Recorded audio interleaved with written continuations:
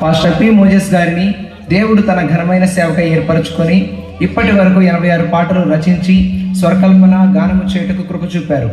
నీ సన్నిధి నాకు తోడుగా ఉన్నది అనే ఈ 87వ నూతన గీతమును మీకు అందించుటకు మేమెంతో సంతోషించుచున్నాము. ఈ పాట రచన, స్వరకల్పన, గానము పాస్టర్ పి మోజెస్ గారు, సంగీతము పి అశోక్ కుమార్ గారు, voice of Prince recording studio Tripurantakam. ఈ పాట కొరకు ప్రార్థించిన, సహకరించిన వారందరికీ మా వందనములు.